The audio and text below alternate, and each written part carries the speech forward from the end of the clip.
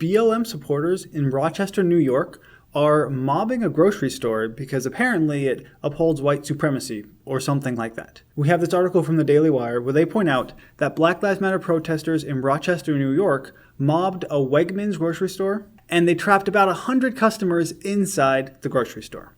So this is what that looked like. And you can see that there are BLM protesters rushing to try and get into the grocery store. Thankfully, the employees locked and closed the doors. And so they subsequently decide to look and see if they can find other entrances into the store. And before we go any further, I do need to say that as of yet, no one has been hurt, so it could be a lot worse. But it's still not great when you have a mob of people effectively shutting down a grocery store. So this is happening because a year ago is when Daniel Prude died in police custody. Now, Daniel Prude seemed to be high on something when he died because he was running around in the middle of March naked in Rochester, New York, which was pretty cold. When the cops apprehended him, he said that he had COVID, tried to spit on them, and so they put a spit hood on him. He later died, and the claim is that the cops asphyxiated him by putting on the spit hood, which doesn't make a ton of sense because they wouldn't make that if it literally killed you, but that's neither here nor there. There's also the fact that the grand jury said last month that they wouldn't seek charges against the officers because it probably wouldn't hold, because they didn't really kill him. But that doesn't really matter because if you're convinced that he was killed by a racist police system, well, then your narrative is all that really matters. And I guess that gives you the ability to go and literally shut down a grocery store that you view as racist, which we'll get to in 1 second. A local reporter quoted one of the protesters as saying that we have a long walk today, we're shutting bleep down.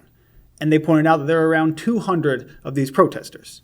And they effectively got so close to the grocery store that the grocery store employees had to lock all of the doors, and the people inside the grocery store, it's estimated there were something like 150 of them, were stuck inside. They weren't able to leave because they didn't want to open the doors because they were kind of scared. They didn't know what was going to happen. Now, I've read that they were able to go out through a different door that they weren't able to block, so it seems like the grocery store is now empty, but it's still closed because they're not going to open it because the people are still outside. But the fact of the matter remains that those people inside the store were probably pretty concerned and scared because you have a group of some 200 people coming to try and get into the store.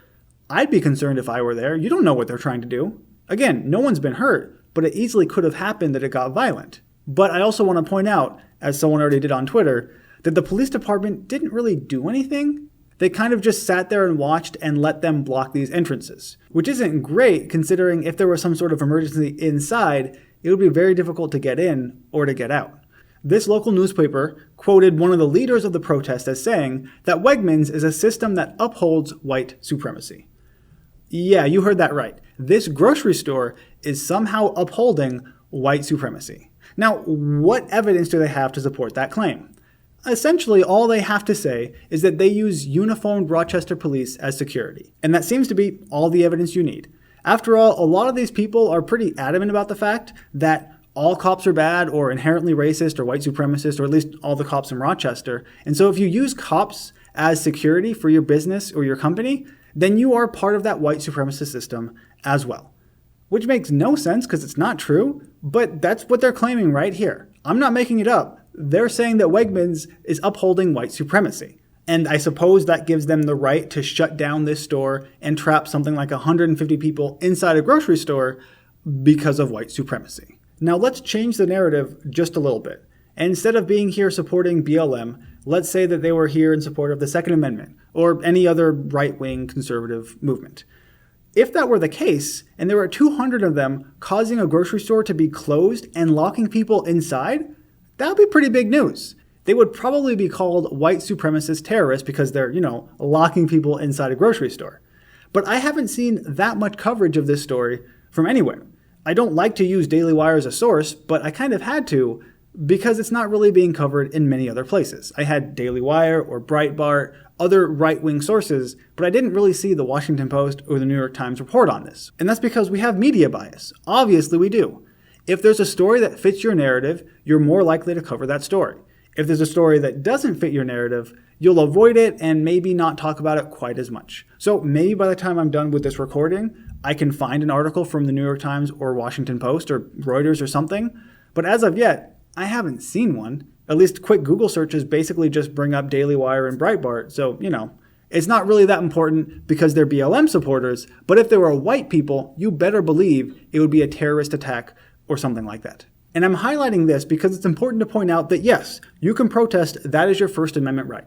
But if you are literally causing people to be trapped inside a building, inside a grocery store, and you're maybe not threatening them explicitly, but there are 200 of you outside of the store, that's pretty threatening to them. And that's not really within your rights. You're trespassing, you're blocking entrances.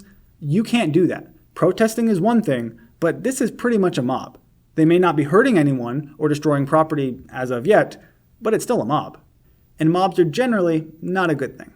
Before you take off, make sure you subscribe, leave a like and a comment, and check out one of my other videos that maybe you've missed. As always, thank you for watching, and I'll see you next time.